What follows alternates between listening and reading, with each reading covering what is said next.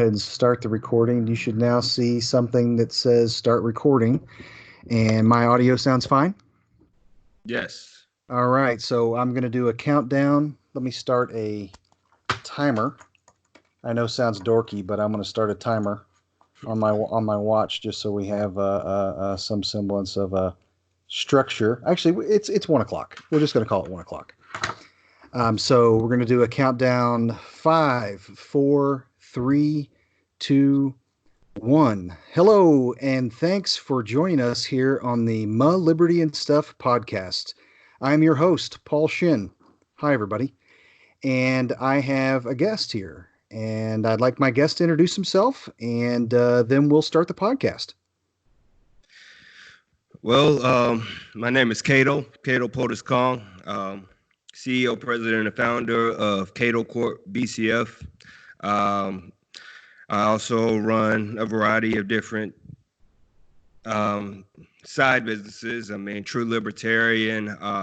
We also have a nonprofit organization called Youth Brotherhood. And during these times with the coronavirus, we actually have a small volunteer group underneath my nonprofit organization called American Neighbors Helping American Neighbors. So that's how, that's really what I have going on right now. Okay, well, I gave Cato kind of an update because everybody's interested. How's this podcast going to work? And since this is probably I'll repeat myself. Probably the first 10 different guests that I have of what's the structure? What kind of questions are you going to ask me, Paul? That's the whole point of this. It's very open. And Cato, I think you did a great job of it. Just telling me a little bit about yourself and that you're an entrepreneur. You have your own business. You're heavily involved locally and nationally in helping other people. And those are all very important things for many people to know about. And I'm just going to a little bit about how I know Cato. I met Cato through Facebook, so we have never met face to face. So I think that this is one of the most interesting types of podcast. Is it's not someone that you know personally necessarily. You've not sat down and had a cup of coffee, or you've not broken bread with them at your house or their house, but you can still have a quality conversation with someone.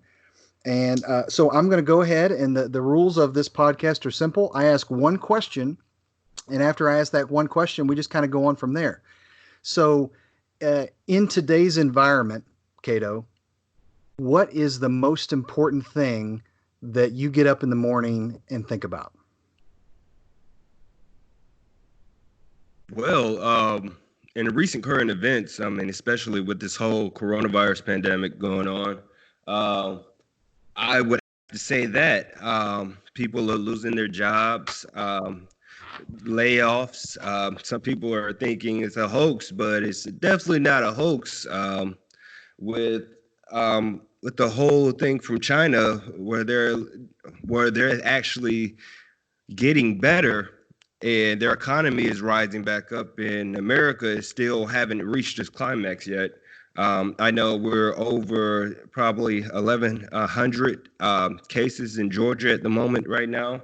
Last time I checked, it was like 43 deaths or 45, somewhere around there. Okay. Um, and we're actually in the top 10 of the affected states in America. Um, and the thing about all that is that people are actually losing their job, but the mortality rate of this virus is so high. I understand why we can't go to work and have these groups of actual people together, because we don't know the difference between the coronavirus or a common cold right now. That's the whole idea of it, especially when it It's comes to symptoms. it's crazy. Yeah, there's a chart that I saw recently that kind of tried to put things into perspective. And that is, here's the common cold. Here is the common flu or the influenza virus that we're most used to seeing in our country. And then it had the corona COVID-19 and showed the similarities and the differentiators. And it's very hard to differentiate between the flu and COVID-19 because they are so similar. So, and then, there are people that are even thinking in late January, I got sick for a week and I just kind of hunkered down at home. And did I have corona? Well, there was no testing. There was no thought process. There was no real knowledge except that there was something going on that came from another part of the world. And I'm being very politically correct in saying that because I know that there is a certain group of people that don't like us to say call it something else other than Corona or COVID-19. But still, where the first reports came out of was in the Wuhan province of China. I'm not saying that's right or Exactly. that's wrong. That's just where it came from. That's where it was first reported. So, but I know people that were sick in January. Did they have COVID or did they have the flu or did they just have a cold? Because I've got the sniffles right now. That's the first thing that says that I don't have COVID-19, that I actually have a runny nose. Mm. So it's because in that chart it was saying, this was from the CDC. In that chart it was saying if you've got a runny nose, that's not a sign that you have COVID-19. It's dry nose, and if you've got a dry cough. Well, I've got Yeah, but that's the whole scary thing about it, because everybody's going out in their everyday lives, and you hear somebody sneeze, you hear somebody cough. It could be anything. Somebody could be clearing their throat, and there's like a huge separation, which there is social distancing going on right now, but it's still at the same time, it's freakish. And it's more, I'm looking at it right now at this instance, is more of a phobia than anything, but I'm saying that it is a serious situation going on, because it is scary, because you don't know for a fact going through. Okay, usually in the normal world, in a normal situation, somebody coughs or anything like that around a bunch of people. Okay, well, yeah, well, if you're too close to somebody and you actually get spit and stuff on them when you're coughing and stuff, yeah, that's going to be a problem in a normal situation. But right. but if somebody coughs somewhere a little bit closer around, you're not really looking at it any type of way. But these days, it's that serious, and we don't know whether that person is actually sick, what they have, or what's actually going on with it. Yeah, I mean, I've got in my house, I've got two kids with asthma. My wife has asthma, and I've got allergies running through the house. So there's sneezing and coughing going on. Nobody's sick. It's just that's the standard thing now. But if I took these family members out to the store and their hay fever acts up while they're in the Kroger or any other grocery store or Walmart, man, it's going to be complete hysteria. exactly. So it's a self-realization that what you considered normal a month ago is not normal. There's a new normal now, and you can't look at the normal the same way.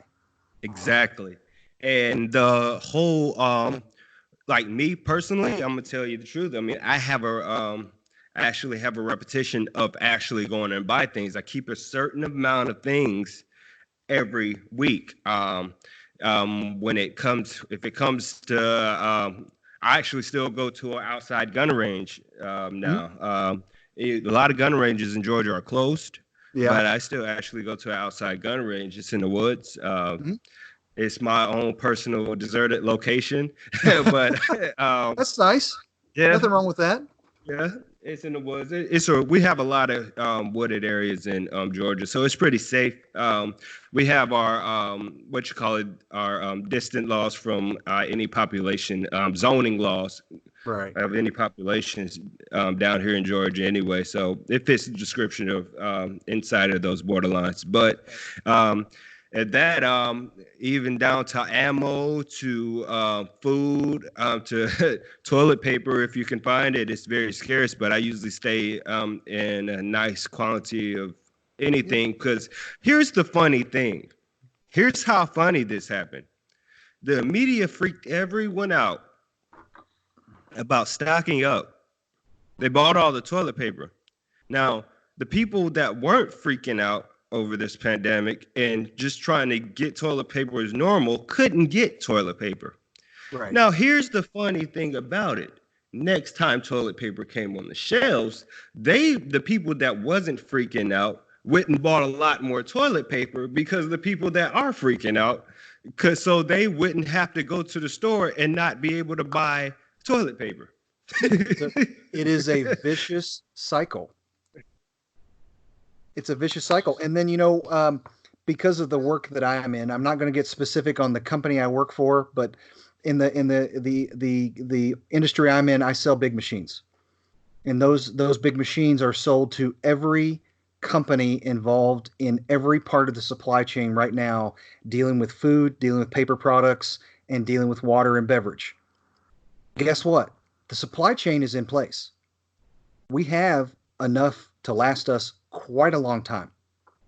It's just the run that we've had in recent weeks, if you just look at the last 2 weeks, the run that we've had in the last 2 weeks has impacted what every company, if you just look at take the big three in my area, and I know they're different in your area because I don't think you have Kroger you're in the Atlanta metro area, correct? Yeah, Kroger is definitely in Georgia.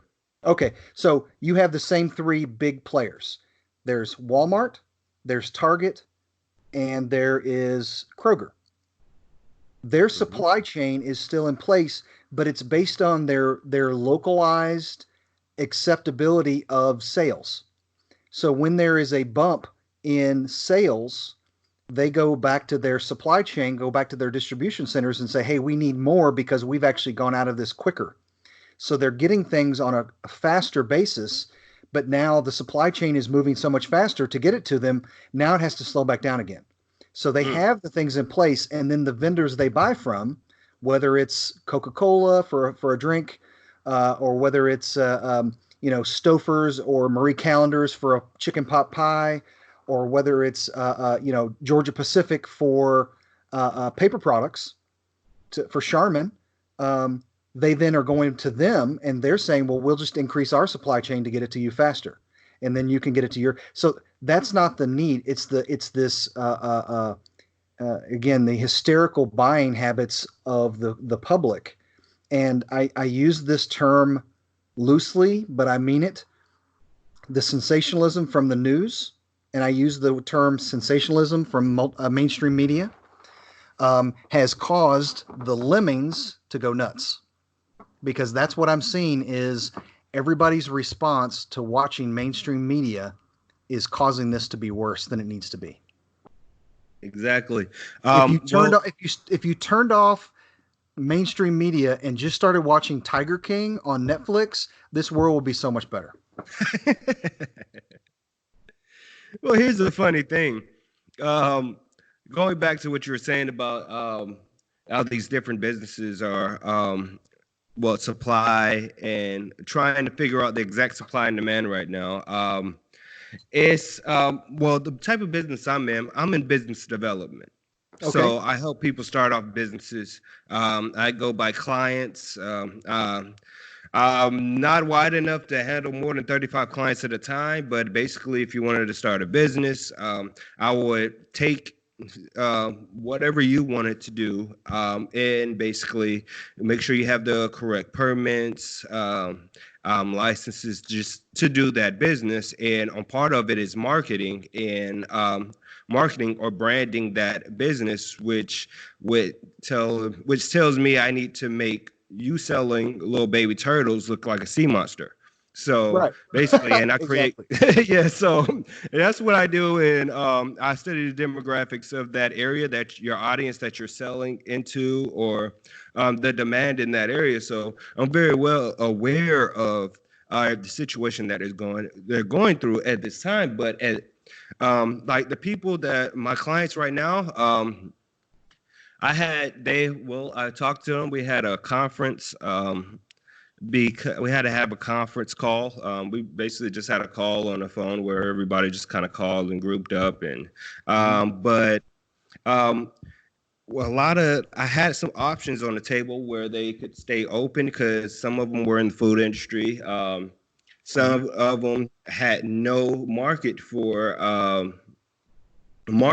this current crisis. So I had to come up with different options where they can temporarily convert since there are in the growing stages, because honestly, what my business actually does is kind of holds a business hands and helps them through problems. So, okay, during this time, well, this is where my job would be the most stressful because I have to be able to answer these questions at the end of the day, because that's what they pay me for. So at this time, I mean, I would actually have to figure out, okay, temporary conversions, what their certain expertise in that business that they're in or the field that they're in could actually adapt to this crisis so they can stay in float, stay in business to not alone still make money, but still help this crisis. Right. So in this idea, we had a lot of to go concepts going on. Upgrading to different delivery systems, actual, you say people actually just in general. I mean, the problem is no one's actually trying to start any new businesses right now. This is where it affects me, but different aspects of how these this is what I never understood was especially with the airplane the planes going, how we're talking about all these bailouts for these huge corporation airplane companies like Boeing and different things of that aspect. Am I right about that? This is what I hate about all of this is because with they could have just did what I just did for multiple businesses. We reevaluated put a temporary halt, no more than 48 hours. Reevaluated the money and income of the business. Mm-hmm.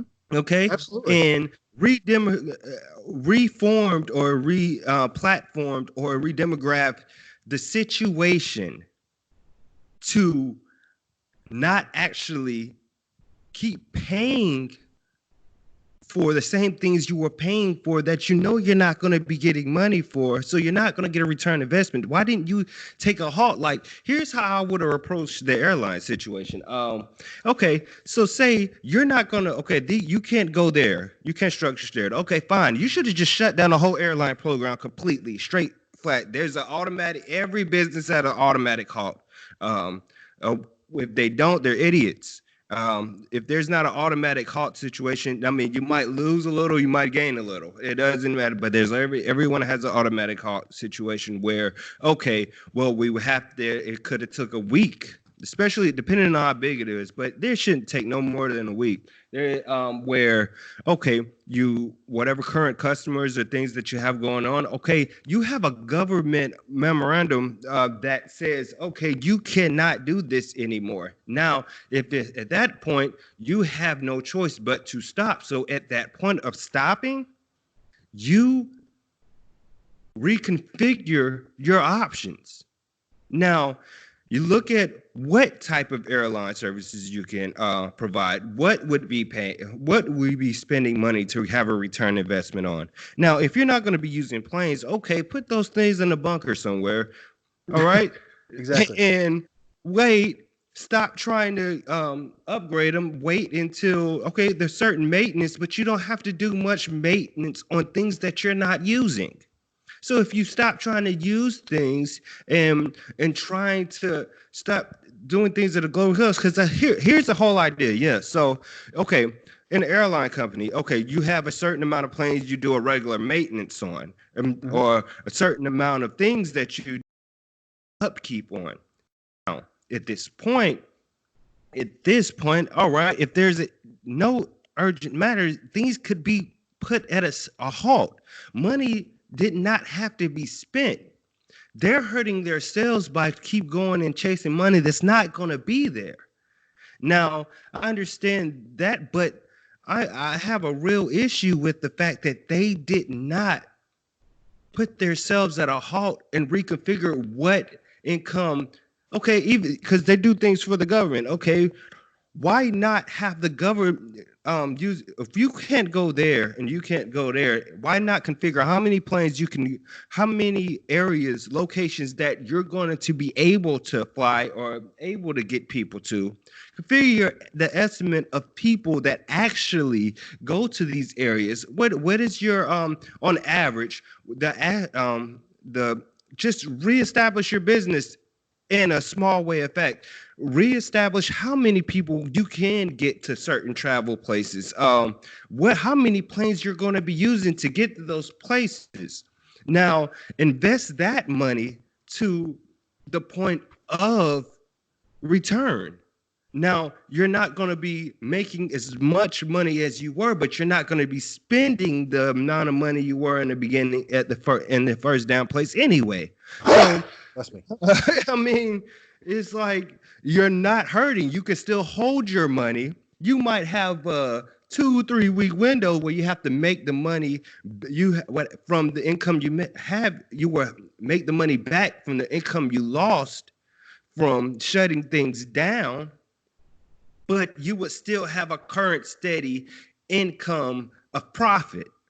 Right. Here's the thing. I just pulled up because this is something that I can do in production, and that I am not only the podcaster, I'm also the director and the production guy. I pulled up Boeing stock right now. If you had bought Boeing stock a year ago, okay, you're looking at let's see here, 1 year ago, on April 4th, 2019, the value of the stock was almost $400 per share. What is it today? I think it's around it's down to probably around what it was 96 last time I saw it. Okay, well, it's gone up a little bit. It's at 166. So your $400, you lost $234. Now the low is the low was 97. So I'm looking back at 5 years. So do you want to know where it was back? It's right now, it's at 165. They're back at their levels that they were at in 2016. And they're freaking out. Why? Because they're not making the profit they were expecting to make in the past since 2016. Everything's been going up since 2016. 2016 to 2020 have been banner. But now with that drop happened. The low was 95.1 on March 20th. So it would have been last Thursday, $95. Man, they haven't been that low in a long time. I'm looking at 5 years. So, but if you look back, they are still above numbers that their lowest was after 2001. Okay. Ever since then, when they've been getting more defense contracts, it's been going up. And now they're down to those levels, and they want us to bail them out. I'm sorry. You said defense contracts. No. Yes. Yes. The funny thing in the world. It's because where does those defense contracts come from? Oh, it comes from the United States. It comes from Israel. It comes from England. It comes from Saudi Arabia. It comes from Japan. It comes from South Korea, Australia. Any NATO country has an order for Boeing planes. Guaranteed. I'm not talking about commercial airlines. I'm talking about defense contracts. Exactly. And now, if that's the case,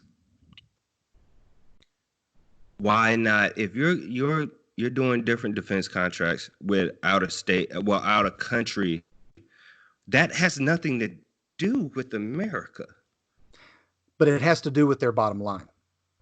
It has to do with the fact that their revenue in 2019 was $76 billion with a B. $billion. $76 billion in revenue. Now, I don't know what their profits were, but I would say their profits were in the billions too. But now they're concerned because their revenue is going to tank because, well, actually it's the 737 MAX 800 is the reason their profits are going to tank. But specifically this year, it's because of COVID-19. But why can't they take their own money and fix the problem? That's my question. And this is, I mean, I know we're specifically talking about Boeing. We're talking about Boeing, but we can just take Boeing's name out.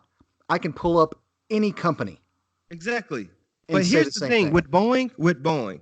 Now, why not take okay, why not take the instruments you have and reestablish, um, adapt to the situation? Now, I mean, I know you have different defense contracts with different areas. Hmm. Now, we're not are we shut down with everyone right now? Is because international travel isn't completely banned right now. Correct. Well, I mean, I heard that you can get a flight really cheap right now. Yeah, just it exactly. just you can't. There's not many places to go. Essential travel only. So Exactly. And my company is cut off all travel. So I am working from home. Everything that I do is either a phone call, an email, or a Zoom video or WebEx conference. That is what I've been reduced to, and that's just a portion of what I can do, because I'm someone that I'm a consultant. I go out in front of customers and I dynamically change the way they think and get them out of the status quo and get them into a position of looking at how they do business differently. And it's harder to do with just video, audio, and email. But I am someone that adapts. So I'm adapting to this new norm. And because we don't know how long this new norm is going to last. I've had conversations with people at my office and people outside my office, and it's about May 1st. Well, hopefully June 1st. Well, hopefully this will be over. Trump wants it to be over by Easter. yeah, well, I'm not That's seeing that. I'm not seeing that either. I would rather not take the what the Jerry Falwell Jr. Liberty University stance of, hey, you just need to show up now, come back to school now. No, my kids are staying home. They've actually canceled school in Indiana. It's all e-learning until May 1st right now, and they're going to reassess in the middle of April to see if that needs to be pushed out to the end of the school year.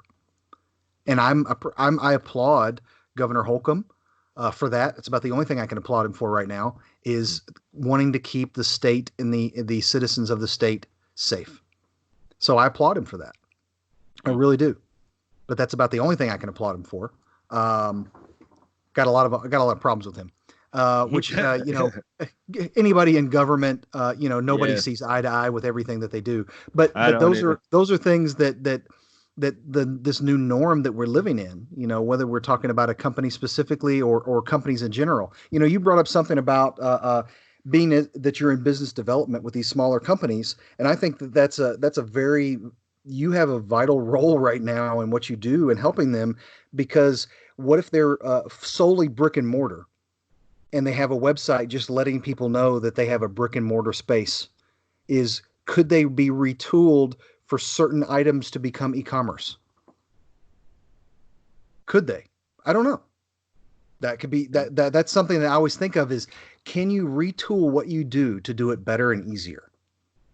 Can you retool to reinvent yourself as a better version of yourself than you were yesterday? This is true, and this is that I love how you made that point, because that's the point I made. We because things that you do when everything gets back up and running, Mm-hmm. if you get a strong um, if you get a strong e-commerce, or get online and get strong at e-business, doing business online, and keep a steady clientele. When everything opens back up and everybody gets able to interact with everyone again, Mm-hmm. um, person to person business or on ground business will be just something extra, something stronger. People are just going to be happy to see your face with the people that are doing business, and all you're going to be doing is adding more income. And this is why I don't. This is why I just really, with just a lot of these, we shouldn't be trying to just throw everyone business throw all these corporations money. We should be trying to figure out they should be trying to figure out how to adjust their corporation to what they have going on right now. Because it's ridiculous. Because it's just like with me, my nonprofit, I have a 501(c).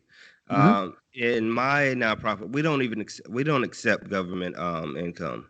Um, we've been offered certain contracts to do certain things, and we've turned them down. And we honestly, truth be told, I mean, I'm a chef, and I was running You're a chef?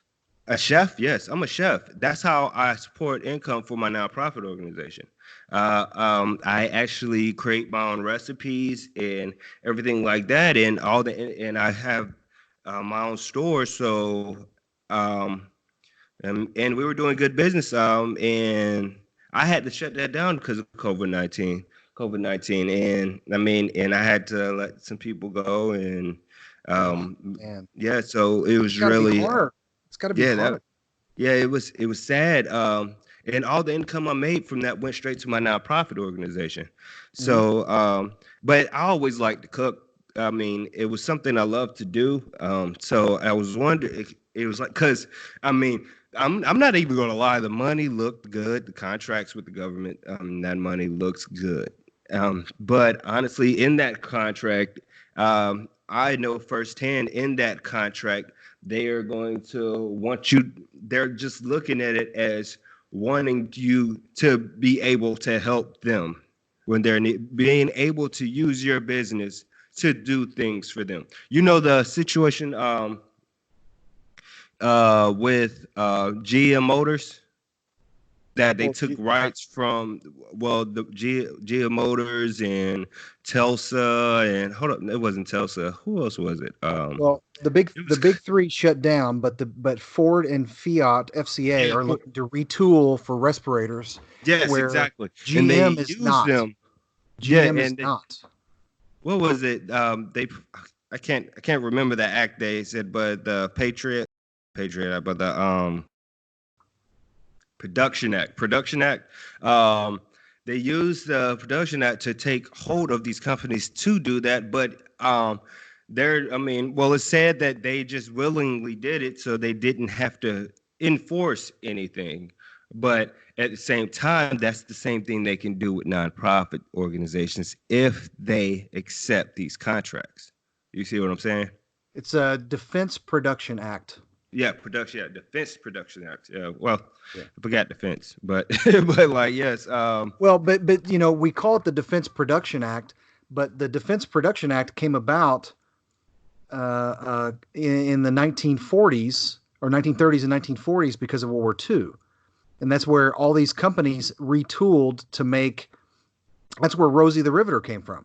Those were companies that were making something else that started making airplanes and tanks and howitzers and whatever else we needed for our military efforts in the Pacific region as well as the Atlantic. And that's there's articles. I mean, oh my gosh, there's. I just typed in GM Defense Production Act. There are 19 million results on Google. 19 million. That is it's a big thing that's being talked about right now in the past 4 or 5 days. oh wow, oh, So well, so Cato, I love this, and I would love to have you on as a guest again. We talked about a lot of things that were important to you, and I want to reiterate that Kdo Podus Kong is an entrepreneur. He's a business development manager. He is a non-for-profit king, and he is vitally invested in his local community, his national community, and I want to thank him for coming on and being a guest here. We tried this out for the 30 minutes, and we went a little bit past, and that's okay. I just wanted to at least get this going, see what you thought. And again, if you have other thoughts or questions for myself or Cato, I'll make sure that there's a way that you can get through to him through my website, which will be forthcoming very soon at muhlibertyandstuff.com. That's MUH, Liberty, LIBERTY, and AND, stuff, STUFF.com. Right now, we're still working on getting that up. The domain names don't like each other right now, but that'll be up very shortly. Kdo, if I could just ask for one last thing that you want people to think about in regards to you, who you are, and anything that you'd like to plug. Well, I mean, me personally, I'm not looking for anybody to look at me as anything, but personally, I'm just somebody try to stay grounded in reality. Um, don't accept anything other than what it actually is. So that's just my whole idealistic thinking of everything. But thanks for having me, man. I mean, hopefully we can't do this again. That sounds great. Thank you very much. All right. All right. And this has been My Liberty and Stuff podcast from Paul Shin, 2020.